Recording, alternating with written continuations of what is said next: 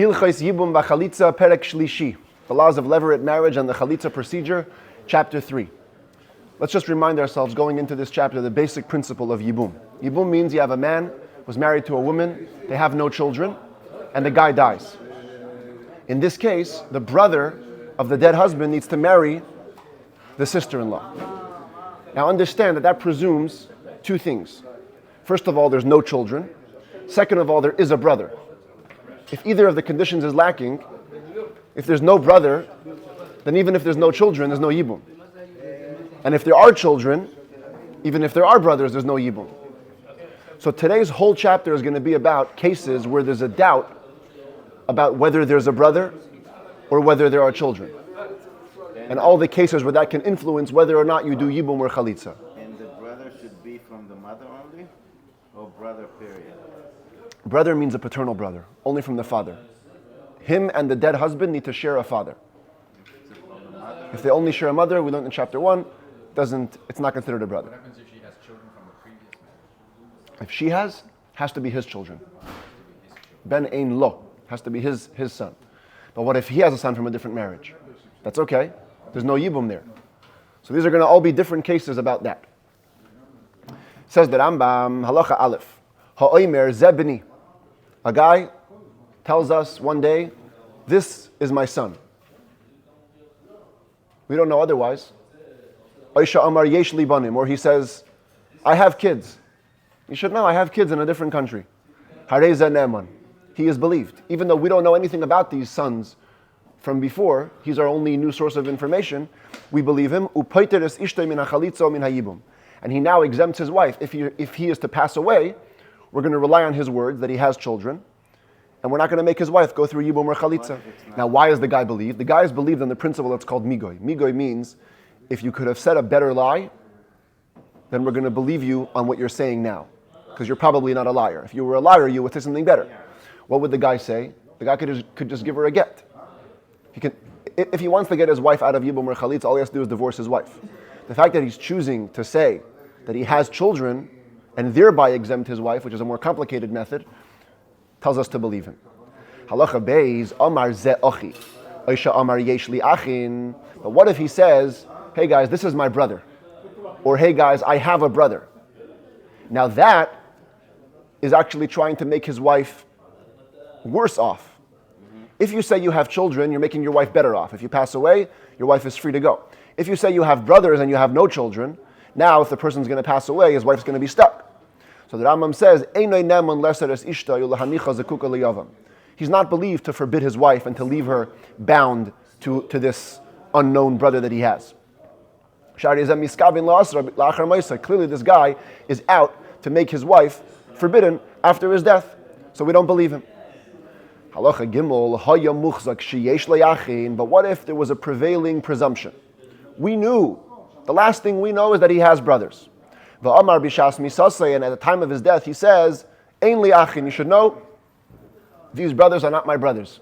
I know we acted like brothers, we grew up like brothers, but we're not really brothers. I have no brothers. Ein ne'eman. He's not believed. Even though this is going to make his wife better off.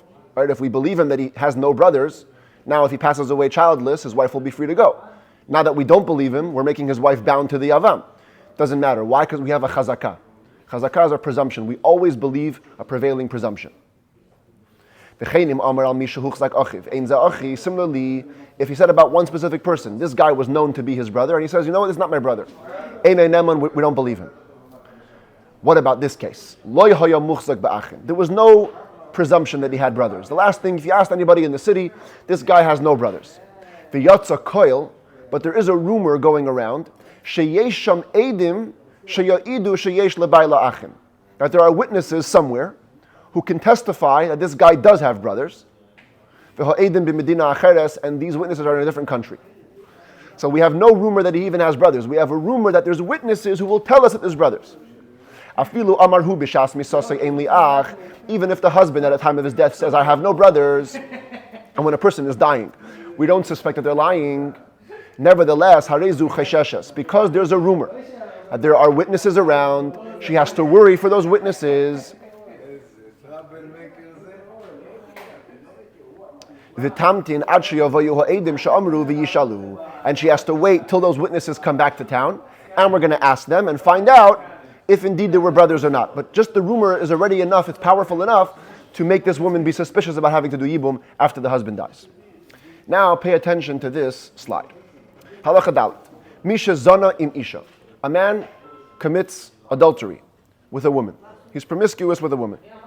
Bein pnuya, bein eshes ish. Whether that woman is single or married. Vinis abra, and she becomes pregnant. Again, it's not his regular wife. So look at the slide here.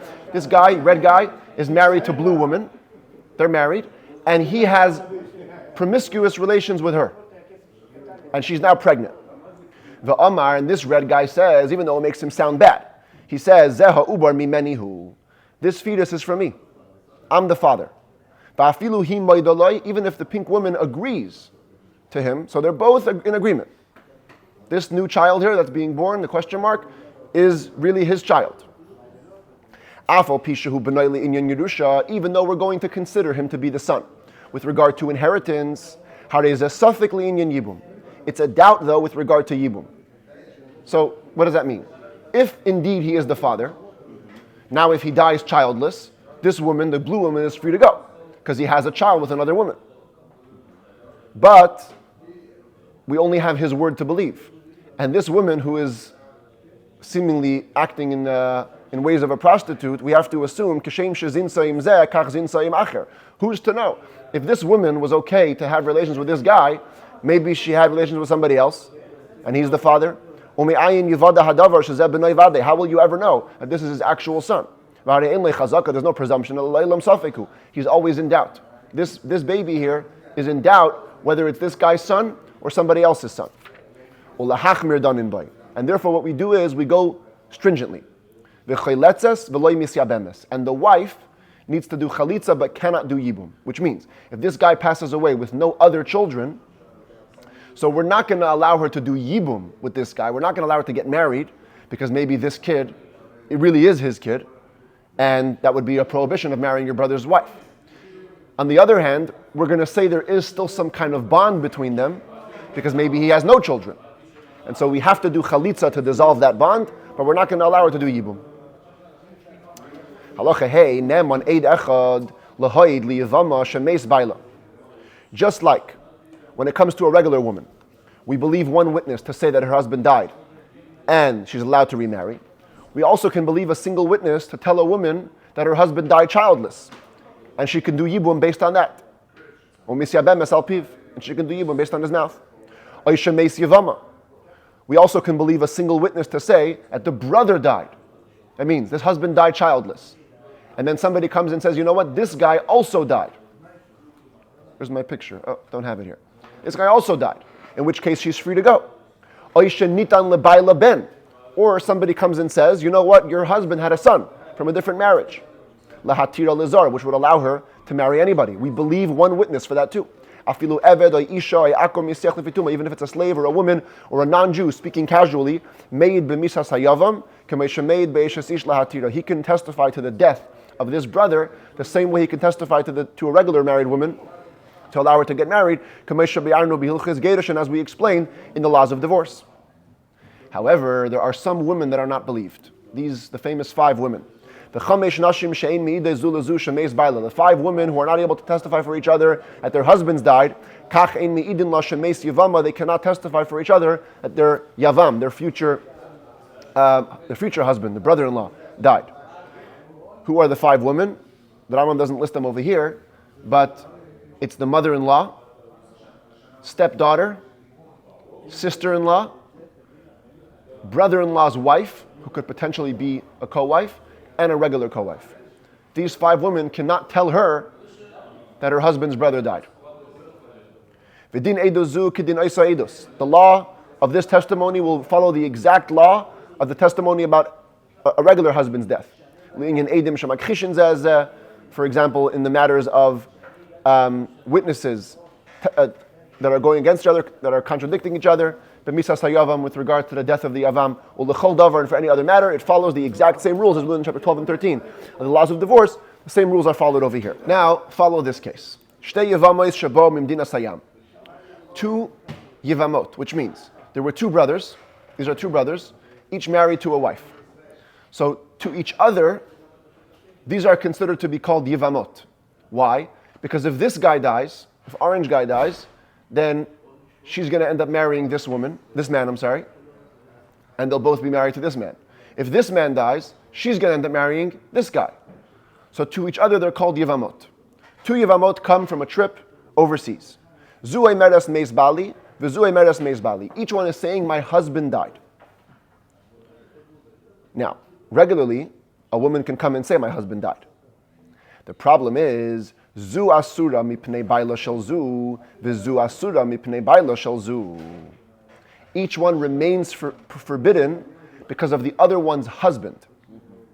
She'ein yevimta ne'emenes lahoyid la shemeis yevama k'may shebe'arnu.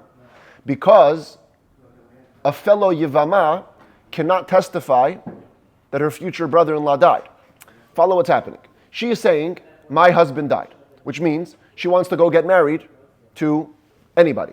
But wait, if your husband died childless, you have to marry that guy. So she says, no, this lady here is saying that her husband died. So I got nobody, I got no husband, and I have no brother-in-law. No, you're believed for your husband, but this woman is considered to be your yivama. You can't trust her word with regards to you. So in a way, she's still trapped because it's as though she has a live brother-in-law who she has to do Yibum with. Same goes for this woman. She's saying her husband died, she wants to be free to go. So we said, 1 second, you have a brother-in-law, you got to do Yibum. She says, no, the other woman is saying her husband died. Too bad, we don't trust her with regards to you. And therefore, each one is stuck because of the other sister-in-law. Now watch this, it gets a little more complicated. Okay, same case, but this green woman now has a witness supporting her. So now we don't need to rely on her words that this husband is dead. We have a witness. So now, counterintuitively, the woman who has the witness is still forbidden to marry anybody because perhaps this guy, orange guy, is still alive and there's nobody else testifying to his death besides for this woman who's not believed for her. But she's not forbidden because of her husband. Her husband is dead. We believe her that he's dead. She's forbidden because of this orange guy who might still be alive. On the other hand, the one who has no witness is going to be believed because she's saying that her husband died. We believe her for that. And as far as the blue guy, there's a witness saying that he died. She's believed to say that her own husband died. So here, funny enough, the one with the witness is less permitted. The one without the witness is more permitted. Returning back to this case. Just regular two sisters-in-law. One of them has a son or children, and one of them has no children. Zu she'ein la banim asura. The one with no children is still forbidden because she may have a yavam, she may have a brother-in-law alive somewhere who has to do yibum. Zu she'yesh la banim muteres. Of course, the one who has children is permitted because we believe her that her own husband died. And once your husband dies with no children, with children, there's no problem. You're free to go. Now, this last line returns to the original case. Let's say this case is happening over here. Each one is saying their husband died, and there's a third brother. A third brother. He can do yibum to both of them.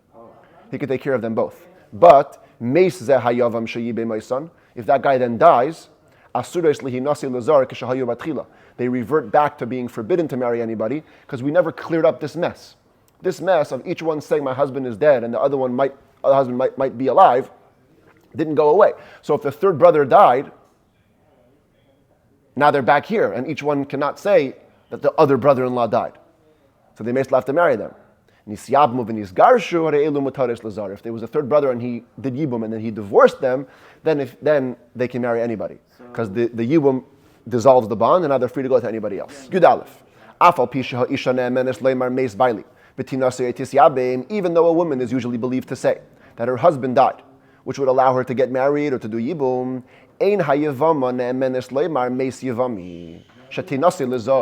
this woman who has a husband that died childless, she cannot then say, oh, you know what? The orange guy, my brother-in-law, also died. To exempt herself, to get married to anybody else. Since marrying freely while there's a yavam is only a negative prohibition, not a prohibition of excision, shema yiyeh kal be'eineha. We're worried that she might treat it lightly. And so therefore we don't believe her when she says that the yavam died. V'chein ein hayavam ne'eman leimar meis achi. This guy, the yavam, is not believed to say, my brother died, childless. Sheyayabim es ishtoi, in order for him to go and do Yibum with this woman. Shema einav nasan ba. There it is. See, my brother died. There he is. My brother died because maybe he put his eyes on this woman and he wants to marry her.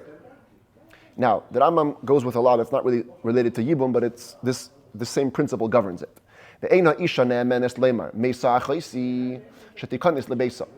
A woman cannot say, my sister died, so she can go into her house. Just to explain this case. You have a man who's married to a woman, and she has a sister. When you're married to a woman, you can never marry her sister at the same time. But if this sister dies, then you can marry the other sister. So, can this woman here, can she say, my sister died? If we believe her, then she can get married to this guy. So the Rambam says we don't believe her. We don't believe her to say my sister died so she can go into her house. Neither can the man say, my wife is dead so you can marry the sister. Oh, witness 1 second. If you have two witnesses that her sister died, that's okay. And then she can go into the house. But on her own word, we don't believe her. We only believed one witness to unchain a chained woman. Here, nobody's chained. Each one can get married to whoever they want. You want to get married to each other? That's going to require witnesses. Halacha Yud Beis lefichach. Therefore, now this therefore goes back to the original concept. The original concept of a woman not being able to say that her yavam died. You cannot just tell us that your brother-in-law is dead. We have to always worry that maybe he's there, and maybe he still has to do Yibum with you. Lefichach, therefore, ha'isha shehalcha hi ubayla v'yavama lemdina sayam. Follow the case. She went with her husband and her yavam. Okay, all these three people took a trip. Uba v'amra, and she comes back and says, Meis baili v'achar kach meis yavami. My husband died, leaving childless, but then my brother-in-law also died, so I'm free to go. Oisha amra meis yavami v'achar kach meis baili, or the opposite. She says, my brother-in-law died, and then my husband died, leaving me childless. But since my brother-in-law died first, I'm free to go. We don't believe her. We believe her about her husband, but not about this guy. And we have to always assume that there's still a brother-in-law somewhere out there. But what if just she and her husband take a trip? And all we know is that the husband has no brothers. And she comes back and says, Nitan li yavam b'mdina sayam v'meis. A brother-in-law was born to me while I was abroad, and he died. So she introduced the prohibition, and she introduced the permission. Because we don't know about this brother-in-law until she said anything about it. Bein sha'amra meis yavami v'achar kach meis baili. Bein sha'amra meis baili v'achar kach meis hayavam shenitan li. Whatever order she says it happened, whether it's just the brother-in-law died first, and my husband died first, and my brother-in-law, here we do believe her. We have a principle. The same mouth which forbade it is the same mouth which permitted it. Without the woman talking, we would think she has no brothers-in-law. She said she has her brother-in-law, which is problematic, but she also said that he's dead. So we believe her fully. Yud Gimel. Ha'isha sheholcha hi ubayla ubna limdina sayam. Okay, pay attention here. A woman takes a trip with her husband and her son, which means there is a son involved. The last thing we know when they left on this trip is that there's a son here, which means that in case the husband dies, the woman will not need to do anything because she already has a kid. He already has a kid. Uba va'amra, she comes back from the trip and says, Meis baili va'achar kach meis beni. You should know, my husband died first, and then my son died. In this case, she's free to go, because when her husband died, there was children. Ne'emenes, here we do believe her. Because when she left, the last thing we know about her is she's permitted to anybody else if her husband dies. She has a kid. Amra meis beni va'achar kach meis baili. But what if she says, you know what? My son died first, and then my husband died. In which case, she has to do Yibum. But we don't believe her that much to allow her to marry their brother-in-law. Because it could be your husband died first, and then that's a prohibition. But we do worry about her words. Maybe it is true. So we force her to do chalitza, just to dissolve that bond, just in case it's there, but we don't let her do yibum. Yudalid holcha hiu baila bilvat. Another variation. She took a trip with her husband alone. Uba va'amran, she comes back and says, Nitan li ben bimdinas hayam v'meis. V'achar kach meis baili. I had a baby when we were abroad. And the baby died, and then my husband died. Ne'emenes o misyabemes. She's believed, and she can do yibum. Why? Because even before the trip, what was the last thing we knew? She has no children. If the husband dies, she'll have to do yibum. She was presumed to be permitted to the yavam, to the brother-in-law, when she left. But if she's going to go now, we had a son, then my husband died, so I don't need to do yibum, because I had a son, and then the son died, that we never knew about. We don't believe her that far to totally exempt her from doing any yibum or chalitza. Yet, we cannot let the yibum take place, because maybe indeed she had a son, and maybe indeed the son was alive after her husband passed away. So therefore, we worry about her words, and we force her to do chalitza and not yibum. But there has to be, that bond has to be dissolved. After chalitza, she can marry him if they want. That guy, no, because it's a brother-in-law. It's never allowed. It's never allowed. That's the whole thing with chalitza, yeah. Tesvav, bamed varim amurim. When do we say that we allow for a chalitza to take place in this case? If she was already in a status where she's disqualified to marry a Kohen. Let's say she was divorced from a previous marriage, or she was born from a forbidden Kohen union, or she says we were in a cave when he died, in which case there's no other witnesses who can tell. But if she was not disqualified to marry a Kohen, and there could have been witnesses who may have seen her husband die, she can't even do chalitza. Why? Follow the logic here. Shema tachlitz, maybe she will do chalitza, that will dissolve the bond. But then witnesses will show up telling us that she was right. She had a baby abroad. The husband died first, leaving her with a kid, which means which means that retroactively the whole chalitza which we did is worth nothing. And because of that, she'll be allowed to marry a priest, a Kohen, because only a woman who does chalitza cannot marry a Kohen, but a regular woman can. The Yira Haraya. Now, a person watching from the outside, what will he have seen? He will have watched Oisa Shecholza. He will have watched a woman who did chalitza, v'nisas l'kohen, and right away married a Kohen. He may think, erroneously, that a woman who did chalitza can marry a Kohen. He won't know about the witnesses who came and clarified that the matter was as the woman had said. In this case, therefore, if a woman says, I had a baby, and then my husband died, and then the baby died, and we're not believing her either way fully, she cannot do chalitza or yibum. She remains presumed to be bound to the yavam as it was when she left, till witnesses come and clarify the case. Now, everything we just said is going to be repeated in a bit of a similar situation. V'chein isha. This is the situation, okay? We have a guy married to two women, and he takes a trip with this woman number two. V'chein isha, you have a woman, that's this one here. Shahalach baila v'tzarasa l'mdina sayam. Her husband and her co-wife took a trip overseas. Ubau shnayim v'amrula. Two witnesses come back and say, Meis balich. They tell this woman back in the country, your husband died. Back in the country? That means Right? She stayed home. This woman stayed home. Oh, they told her. They told her. Her husband and her co-wife took a trip. Two witnesses come back and say, your husband is dead. To this woman, your husband is dead. She can never do chalitza or yibum with this guy, the brother-in-law, ever. Why? Because maybe the co-wife had a son. And if the co-wife had a son with the guy has died with children. So she cannot do Yibum or Chalitza here. I guess we don't say that the co-wife will tell the other co-wife.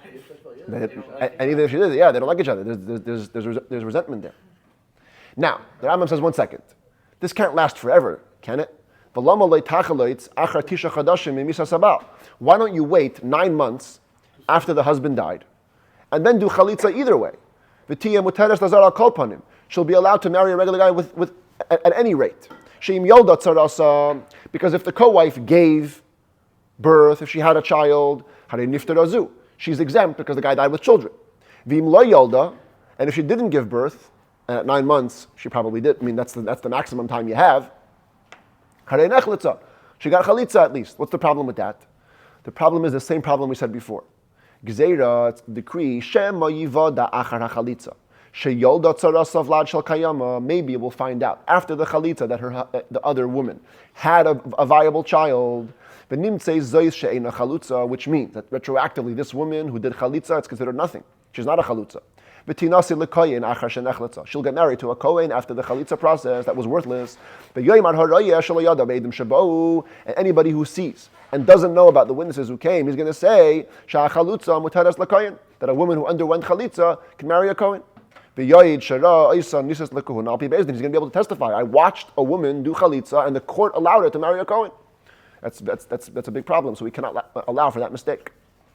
Therefore, like in the last case, if such a woman indeed was forbidden to a Kohen anyways, she was a divorcee or a halala, indeed after 9 months, she should do chalitza, and then get married to a regular guy, at any rate she'll be good. But the other co-wife, as far as this woman, the one who was with the husband when he died, all she has to do is wait 90 days, like any other Yavama, and do Chalitza or Yibum in the country where she is now, abroad, on her trip. And she doesn't need to worry about this co-wife, maybe she had a baby, since the husband wasn't with her. So we don't assume that he impregnated her.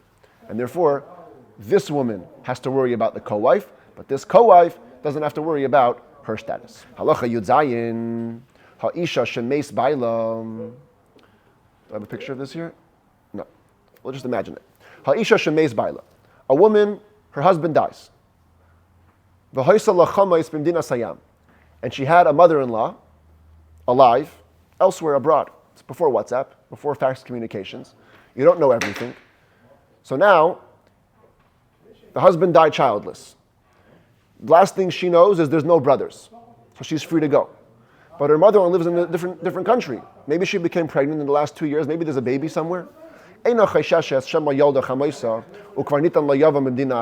to worry. Maybe her mother-in-law gave birth, and there's a brother somewhere else in a different country. The sages didn't decree in this matter. We put her on her last presumption, and she's allowed to marry anybody else. Same thing in the opposite way. A woman has a husband who has a son. She knew he has a son from a different marriage or a different country. And then the husband dies. She's free to marry anybody she wants. We don't have to worry, maybe the son died, I didn't know about it.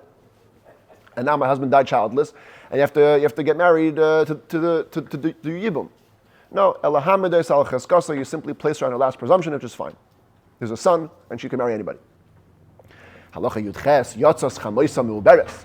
if the last time she saw her mother-in-law, she was pregnant, and she left the city, now you do have to worry. You have to know what happened to the pregnancy. Was there a viable child? No viable child? She cannot get married freely to anybody till she knows what happened with the end of the pregnancy of her mother-in-law. Perhaps there was a brother that was born before her husband died, and she's bound to him by the laws of Yibum. So what does that mean? Where was the mother-in-law? Here? Mother-in-law was with her. Age is no issue. Huh? Age is no issue. Age is no issue. She has to wait until this baby yeah. be mature. If there is one. If there's a baby, you have to wait till he's bar mitzvah. 15 years. Exactly. What were you saying? Where was the mother-in-law? She was first with them, She spent Pesach here, you know. And then she went away. And then she left. She went back home. But when you saw her last, she was pregnant. That's what I mean. Yes. That she went away to somewhere else. You're right. Yutes ha'isha shahalach baila ubena limdin asayam. A woman, let's go back to this picture here. Her husband and her son took a trip abroad. Ubo va'amrullah, 2 witnesses came back and said, you should know, unfortunately, meis bailich va'achar kach meis benech.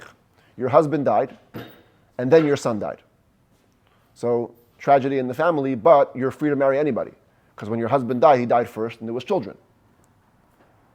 V'nises, she got married, based on that. Va'achar kach neida shechiluf hayu advarim. Then it came out, oops, it was the opposite.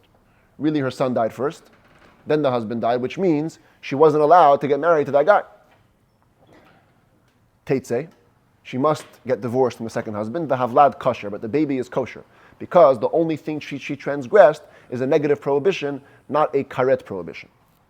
Amrullah, what if they told her the opposite? They told her, meis benech, ma'achar kach meis bailich. Your son died, then your husband died, which means you have to marry the avam. You have to do Yibum. V'nis yadma. And she did indeed do Yibum. And then it turned out it was opposite is true. Her husband really died first. And then her son, she wasn't allowed to marry this guy. Here, it's worse. Because marrying your brother-in-law is a karet prohibition. Teitze, she needs to leave the marriage. Vehavlad shanoilad, lifnei hashmua, la'achar hashmua, and any baby born, whether before the news came or after the news came, mamzer, is illegitimate. Because she married a karet problem. And this is not such a positive note to end the chapter on, but that's what it is. Illegitimate children. On the other hand, if it was the opposite way, then of course the baby would be kosher.